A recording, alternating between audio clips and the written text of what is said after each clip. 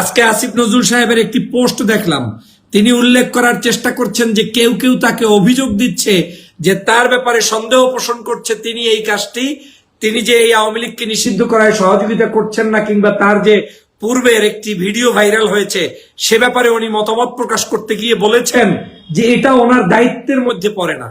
আপনাকে দায়িত্ব কে দিয়েছে যে আইন মন্ত্রণালয়ের ওই আওয়ামী লীগের 5 বছর 16 বছরের মতো আইনগুলো আপনাকে আপনার মতো করে চালানোর জন্য কেউ দায়িত্ব দিয়েছে?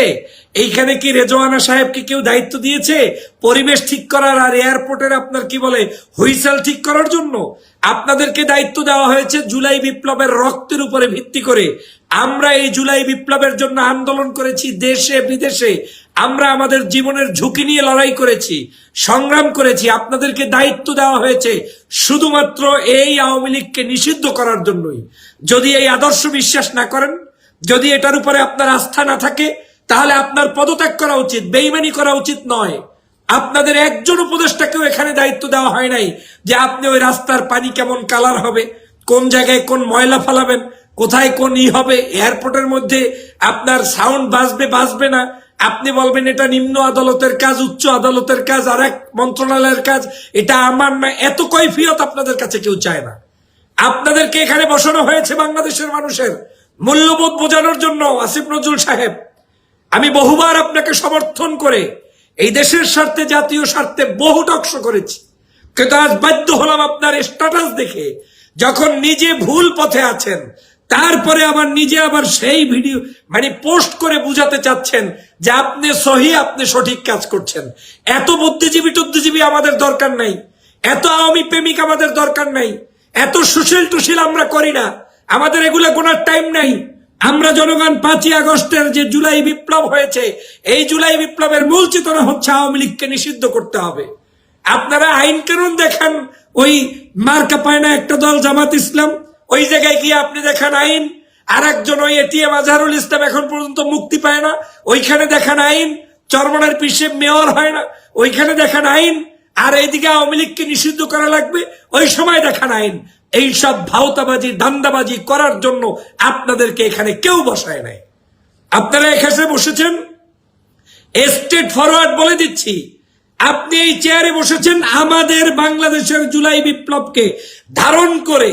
জুলাইয়ের যে গণ অভ্যুত্থান হয়েছে, বিপ্লব হয়েছে, সেই বিপ্লবকে বাস্তবায়নের জন্য বসানো হয়েছে। নামকাস্তে আপনাদেরকে একটা পদ দেওয়া লাগে, তাই পদ, একজন আইনমন্ত্রী, একজন সমাজ কল্যাণ, একজন অমুক। তার মানে কি আপনি ওই সমাজ কল্যাণ নিয়ে বসে থাকবেন? যদি তাই হয় তাহলে তো আমরা নির্বাচন দিয়ে যে কোনো মুহূর্তে সমাজ কল্যাণ মন্ত্রী বানিয়ে দিতে পারি, এমপি বানিয়ে দিতে পারি, চেয়ারম্যান বানিয়ে দিতে পারি। আমরা তা কেন করছি না? আমরা করছি না যে আপনাদের মাধ্যমে এখন এই সংস্কারগুলো করা জরুরি। ধান্দাবাজি করবেন অন্তত বাংলাদেশের এই সচেতন নাগরিকদের সাথে করবেন না। আপনার একার মধ্যে ক্যাপাসিটি না থাকলে আপনি বলে দেন সংবাদ সম্মেলন করে, এমন কিছু ভাব নেন মনে হয় যেন আপনারা বাংলাদেশের অনেক কিছু হয়ে গিয়েছেন, কিচ্ছু হন নাই। জনগণের ভালোবাসা না থাকলে জিরো হয়ে যাবেন, শূন্য হয়ে যাবেন। যেদিন দায়িত্ব ছাড়বেন, কোন সাধারণ নাগরিক আপনাদের দিকে একটু থুথুও নিক্ষেপ করবে না। এটা বাংলাদেশ। আপনি দুই দিক তাকিয়ে থাকিয়েন না, দুই কুল রক্ষা করার চেষ্টা করিয়েন না। আপনার হাতে আওয়ামী লীগকে নিষিদ্ধ করার জন্য যে ক্ষমতা, আপনি সেটা করবেন। আপনি উপদেষ্টা পরিষদকে ইনফ্লুয়েন্স করবেন। ক্ষমতায় আসার আগে মিষ্টি মিষ্টি কথা, গল্পবাদ, সবকিছু একেবারে এই করে দেব সেই করে দেব। আওয়ামী লীগকে মনে এখন পর্যন্ত জাতীয় পার্টি ঘুরে বেড়াচ্ছে। আমি আপনার অফিসে একদিন সাক্ষাৎ করতে গিয়েছিলাম, কোনোদিন আপনার কোনো বিহেভিয়ার মন্তব্য করে জাতির সামনে বলিনি। ওদিনও আপনার অফিসে জাতীয় পার্টির লোকদেরকে আমি নিজ চোখে দেখে এসেছিলাম। কোনোদিন বলিনি দেশের স্বার্থে যে আপনাদের কাছে সবাই যাবে, যাক না। কিন্তু এখন পর্যন্ত এই সরকারকে যারা হুমকি দেয়, তারা ক্ষমতায় থাকছে আরাম এসে, আর আপনারা রাতের অন্ধকারে আপনি পাঠিয়ে দিচ্ছেন সাবেক আপনার কি বলে আপনার আব্দুল হামিদকে, আর আপনি বলছেন এটা আমার আইনের মধ্যে পড়ে না। একজন ব্যক্তির ব্যাপারে নিষেধাজ্ঞা থাকলে চলতেই পারে। এত আইন টাইন দেখাইয়েন না মিয়া সাহেব। বাংলাদেশের আপনার চোখের সামনে থেকে একজন সাবেক রাষ্ট্রপতি চলে যাচ্ছে, আর আপনি বলছেন আপনার মধ্যে এটা দায়িত্ব নাই, এটা আপনি দায়িত্বের মধ্যে পড়েন না। তা আপনি কি চক্ষু বন্ধ করে শুয়ে থাকার জন্য আপনাদেরকে এখানে দায়িত্ব দেওয়া হয়েছে নাকি? সবগুলো আপনারা হচ্ছেন চেতনা বিক্রি করে জনগণের সাথে প্রতারণা করছেন। প্রহসন করছেন।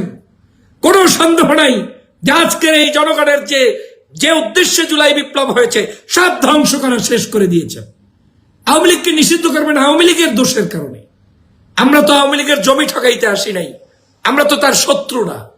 এই আওয়ামী লীগ তার নিজের কর্মের কারণে নিষিদ্ধ হবে।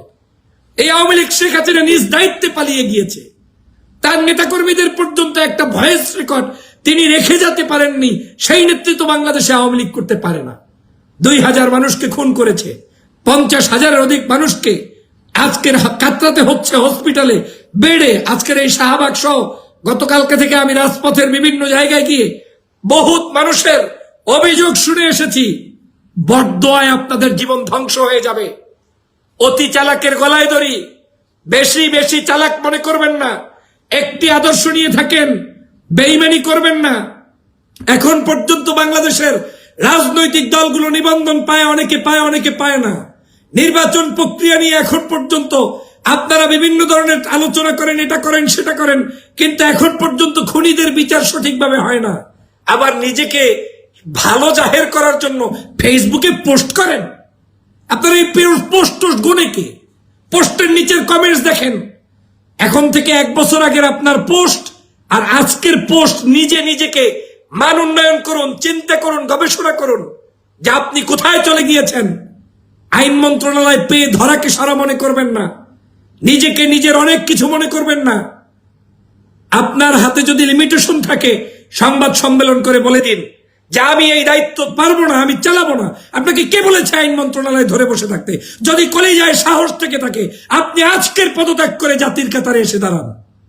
বুদ্ধিজীবী সাজবেন যখন ক্ষমতা থাকবে না, আর যখন ক্ষমতা থাকবে তখন আশেপাশে কাউকে মূল্যায়নই করবেন না। আর চেনেনও তো না আপনারা। জুলাই বিপ্লব যাদের কারণে হয়েছে আজকের তাদের কাকে মূল্যায়ন করেছেন বলেন? গুটি কয়েকজন মানুষ ব্যতীত কোন মানুষ এই সরকারের কোন জায়গায় কোনো পরিবর্তন হয় নাই।